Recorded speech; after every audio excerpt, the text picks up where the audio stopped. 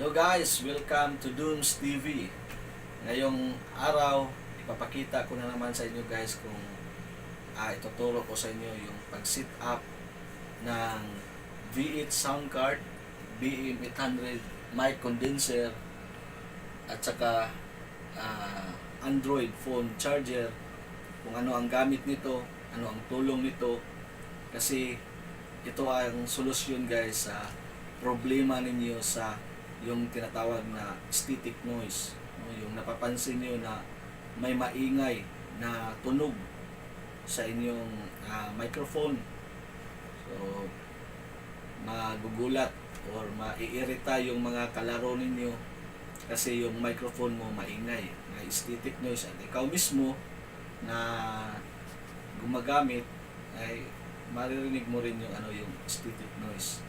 So ngayon ituturo ko sa inyo kung paano solusyonan ang ganyang problema. Ipapakita ko sa inyo ang tamang setup para ang iyong V8 sound card at saka BM800 mic condenser at sa tulong ng Android phone, at saka kailangan din natin guys yung sinasabi ko sa unang video, yung binili ko na female to male mic audio converter. So kailangan yun guys para sa microphone natin, para may microphone boost yung microphone natin, tsaka yung charger na free ng V8 sound card, di na kailangan natin i-connect sa PC para ma-detect yung V8 sound card. Kung hindi, yung lang, kailangan natin yung female to male na mic audio converter. So papakita ko sa inyo kung ano yun, pero nasa unang video ko na yun yung yung converter na yun, pinakita ko na sa inyo.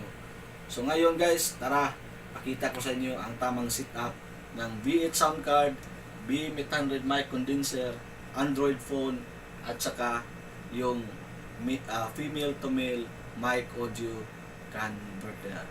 Tara, let's go. Start. Okay. Okay guys, ito na yung gadget natin. Ang V8 sound card, ang BM800 mic condenser, at ito yung free ng V8 sound card, yung cord niya para sa charger. So dito yan nakakonek kayo sa likod sa may sa may charger. Kita nyo yan dyan sa likod, may charger. At saka itong isang wire para sa live streaming. So dito sa live 1 or live 2, kung saan mo gusto i-connect, kahit saan dyan pwede na yan. So dito may headset, at dito sa kabila may headphone or speaker para sa monitor kung gusto mo na marinig yung yung sa headset mo, yung mga effects kung gusto mo. So pwede dito, pero ako yung headset ko nakakonek sa dito na sa PC, rekta na sa PC yung headset ko. Ang kinunik ko lang dito itong mic condenser. Ito yung wire ng mic condenser. Ito yung BM800. Ito yung cord ng microphone charger, at ito yung sa live 1 or live 2. So ito kinunik ko guys sa sa PC. Pero ito yung sinasabi ko na male to female, female to male na converter. So tanggalin ko para makita ninyo guys, pero nasa video na to, sa unang video. So ito yon guys. So itong sa live, kailangan natin i-connect yan dito. So ito yan.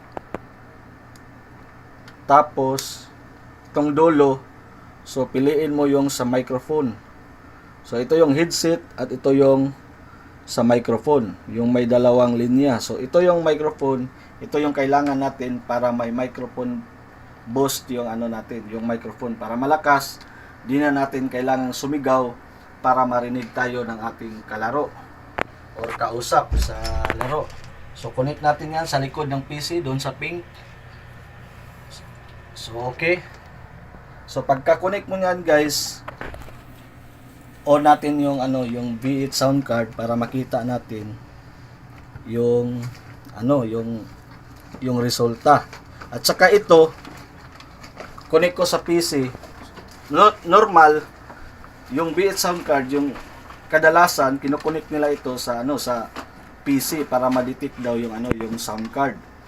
So, para ma-detect yung sound card, i-connect sa PC, pero may problema to, guys. Pag itong charger, pag kinunik mo sa PC, ang problema, mayroon siyang tinatawag na static noise. Yung parang parang ang tawag doon, parang yung sagarat, yung maingay, yung hindi magandang pakinggan, masakit sa tinga, yung static noise, no? Yun ang kadalasan na problema ng B8 sound card pag ito ay nakakonek sa PC. Pero kadalasan na tanong, pag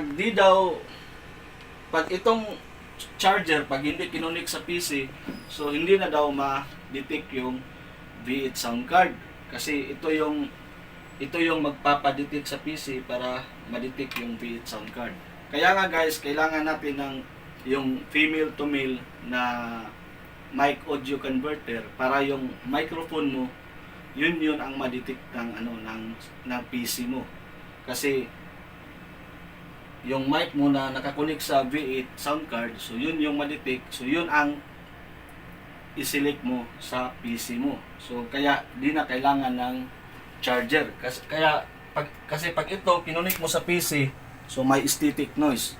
So kung sa mga may V8 sound card, so malalaman nyo yan, may static noise at hindi magandang pakinggan. So para mawala yung static noise, so tanggalin natin itong charger at palitan natin ng charger ng cellphone or Android phone na may mini USB pa rin para sakto sa port sa likod. So ito, kabit ko yung charger. So on ko yung charger. So ito na, nagcha-charge na siya. On ko yung yung sound card. So ngayon ito, naka-on na yung sound card, naka-enable na siya. At dito, ito yun guys, ito yung sinasabi nila na hindi daw ma-detect yung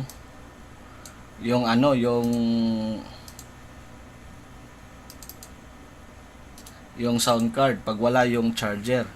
Kaya nga dito guys sa recording, wala na dito yung V8 sound card kasi yung USB na charger hindi na natin kinonik sa PC. Pero dahil meron tayong female to male na mic audio converter, so ito yung kailangan natin para yun ang ma-detect sa PC natin. So ito na, dahil naka female to male converter na ako, so ito na-detect na yung microphone ko na BM800. So ito, pakita ko sa inyo guys, meron na siyang microphone boost. Kasi pag wala ang female to male na converter, wala tong microphone boost, at saka hindi BM800 yung ma-detect, kundi ang ma-detect niya yung sound card mismo. Pero yung sound card wala siyang microphone boost. Kaya kahit naka 100 na yung level niya, yung volume niya, pero mahina pa rin yung boses mo sa mga kalaro mo. Hindi masyadong marinig ang boses mo. Pero sa live mo, malakas yung boses mo. Pero ang problema, yung kalaro mo, hindi nila madinig yung boses mo. Kaya kailangan mo ng female to male mic audio converter. Kaya ito, meron ng microphone boost.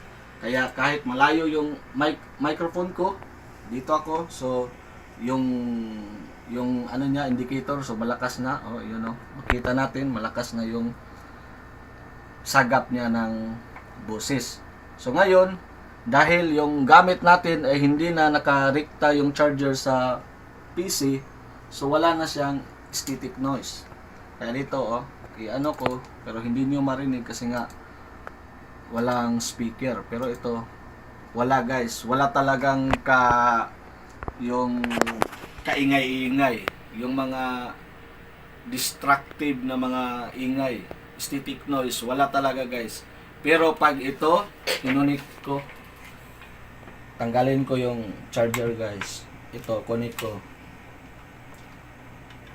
Tapos, connect ko to sa charger.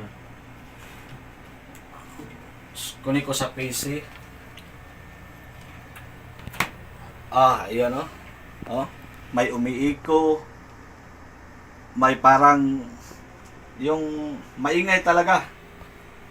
So maingay talaga guys. So kailangan mo talaga tong tanggalin kasi hindi maganda. At ito naririnig din to ng kalaro mo. Kaya magrereklamo sila na ba't ang ingay ng microphone mo. Kaya kailangan para sa charger mo, ito na yung sa Android phone. So ito connect mo lang yun dyan. So wala nang kaingay-ingay guys. Malinaw yung boses at wala ring masakit sa tinga sa iyong headset. So okay na okay. Kaya ito yung solusyon guys sa problema sa static noise. So kailangan mo ng Android charger at saka yung female to male na mic audio converter. Mabibili yan sa Lazada, sa Shopee. So doon ko nabili yon sa Shopee. Kailangan yun guys. Importante, maliit lang yun pero malaking tulong yun para sa ating setup. Kasi malaking tulong yun sa stream natin, no?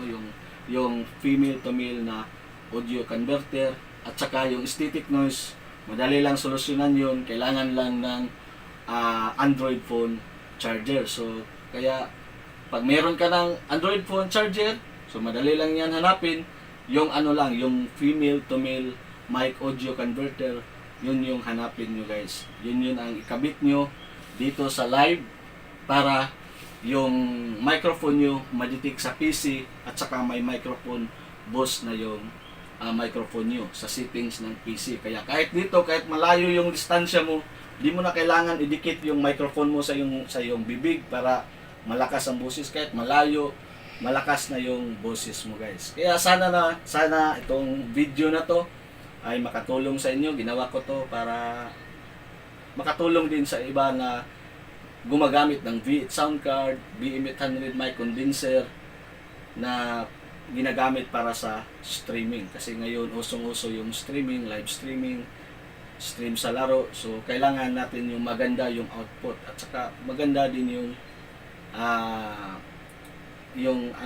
bigay na tunog sa mga kalaro natin para hindi rin sila mairita sa mga narinig nila na mga aesthetic noise, no? So yun guys, sana ang video ito ay makatulong sa inyo.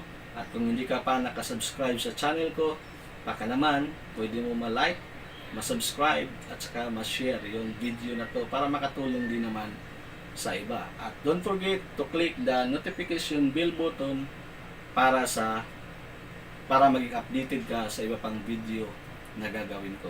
Maraming salamat guys and God bless.